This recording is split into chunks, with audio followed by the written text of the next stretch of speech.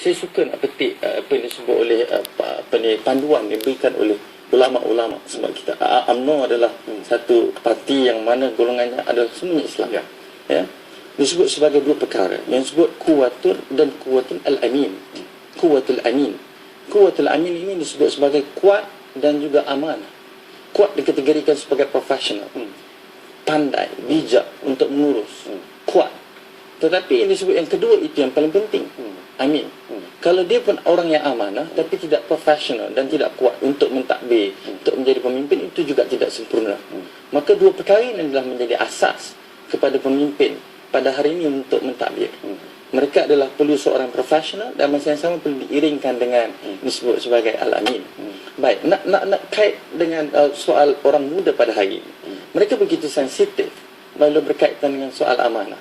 Walaupun sehebat mana pun kita, cerdik mana pun kita, mungkin pandai, tapi oleh kerana kita tidak amanah, maka ini akan memberikan kesan dan pandangan. Walaupun kita telah banyak berbakti, memberikan sumbangan, tapi sebab kerana satu kesilapan kita, maka kegagalan. Ini sebab itu saya cukup tertarik apabila diumumkan saja Menteri Kabinet.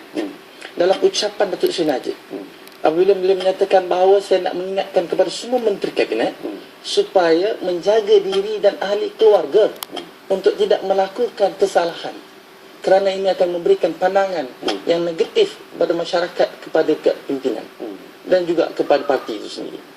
Ini perkara terpenting pertama. Kedua ialah beliau perlukan kepada penyelesaian kepada masalah dan isu mereka. Apa contoh masalahnya? Ialah berkaitan dengan pekerjaan misalnya. Hampir 70,000 setiap tahun disebut sebagai unemployed graduate.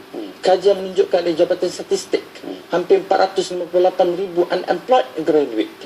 Graduan yang tidak bekerja. Ini bahaya. Kerana jatuhnya banyak negara di dunia ini adalah disebabkan apabila ekonominya tidak kukuh dan tidak seimbang. Itu pertama. Itu yang kedua. Ketiga ialah soal sosial pada hari ini. Pemuda UMNO perlu dilihat sebagai orang yang memperjuangkan untuk menyelesaikan masalah sosial di kalangan orang muda. Mereka perlu dilihat sebagai orang yang baik.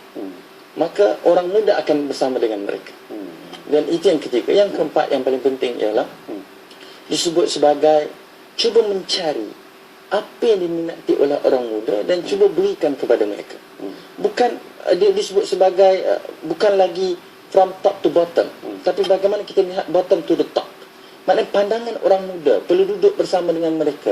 Kalaupun mungkin pandangan dan idea pembangkang itu adalah bagus untuk orang muda, maka pemimpin ataupun pemuda UMNO tidak seharusnya menolak misalnya.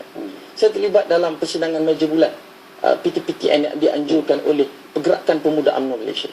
Cukup menarik program ini pada tahun di mana apabila membangkang melancarkan idea untuk memansuhkan PTPTN memberikan pendidikan percuma. Dan 11 resolusi, perkara yang ke-11 disebut kerajaan perlu bersedia memberikan pendidikan percuma kepada golongan muda untuk belajar dan mengekalkan pinjaman untuk memberikan kos sara hidup.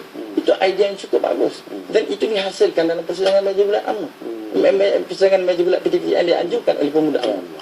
Jadi perlu dilihat apa kehendak orang muda pada hari ini dan cuba dapatkan. Saya kira nak ambil hati orang muda ini itu saja. Dengan pandangan Saudara Suhail tu,